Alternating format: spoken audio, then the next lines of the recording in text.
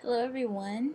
In my last video I ended talking about alignment, but one thing that I did not mention um, was orphans. And what an orphan is kind of like you have a paragraph of words and then you have this one word sticking right on the bottom, and that's called an orphan. And in web design, we want to avoid this.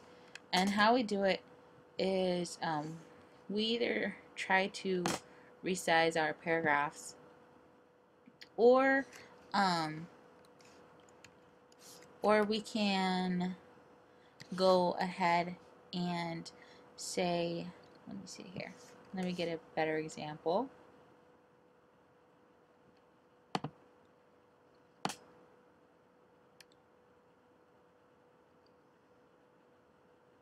All right, here's a better example.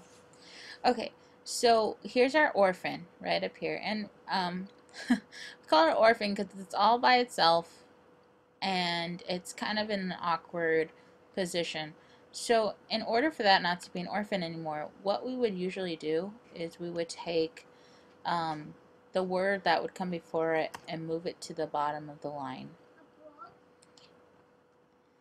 Then we would take the whole paragraph and kind of look over it and see the whole alignment. And if I hover over this box right here, it kind of shows the point on where the paragraph will split. And right here, that word would go onto the next line with the orphan, which it's no longer an orphan, and it kind of makes the design look less awkward and more accurate and organized.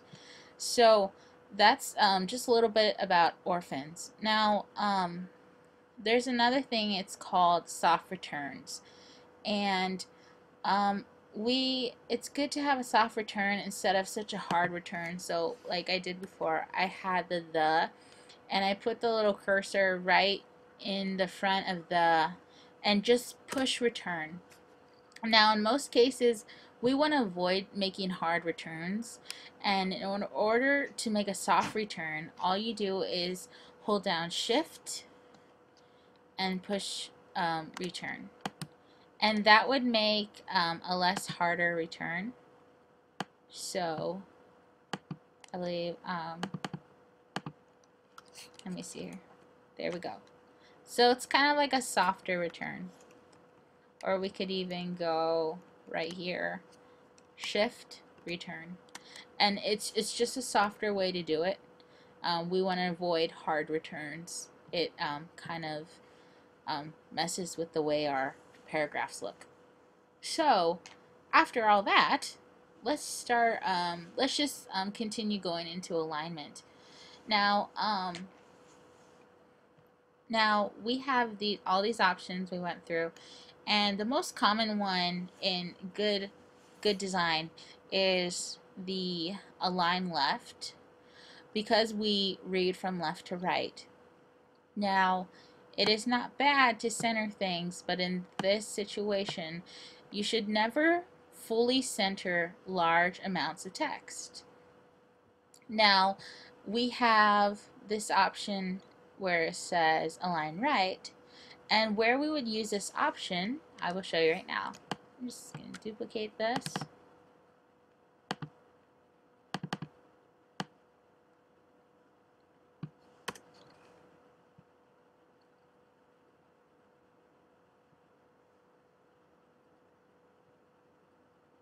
Just like this. And then I'm going to highlight. I apologize for that. I'm going to highlight this, and I'm going to go align left. And I'm going to change the font size to 9.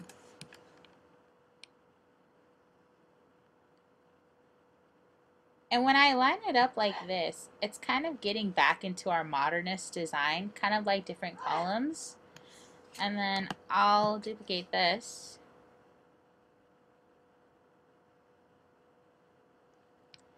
And I'm just going to go call it example.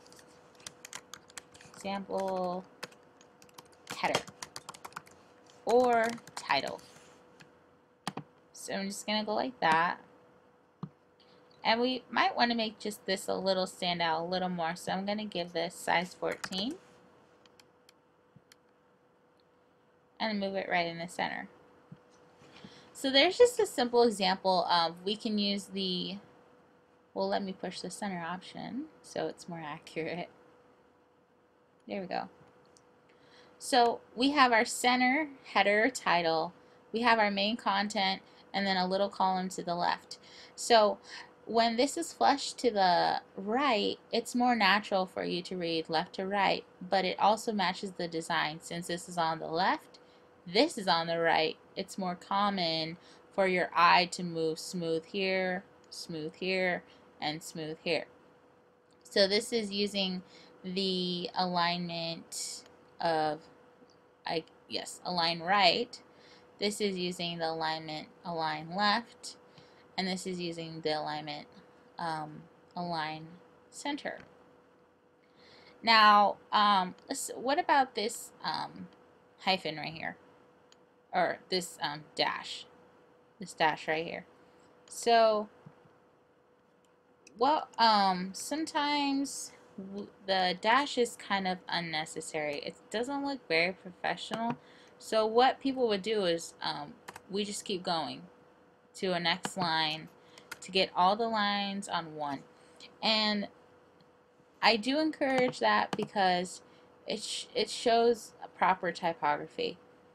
And so you notice that now it's no typography.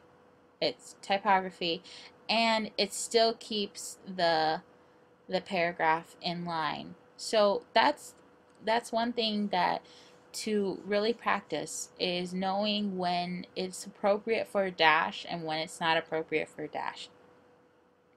So when one of the main things is typography, you don't want a typo dash graphy, because it kind of takes away the whole meaning of what you're talking about. So there's just a few examples on the alignment, and I hope that was clear. It's a lot to take in, a lot of information, but if you practice with the alignment and knowing when to use it, when not to use it, I promise it will greatly bring you success in your future web designs and even graphic designs. So I believe that is it. If you have any questions or comments, please leave your feedback below. Thank you.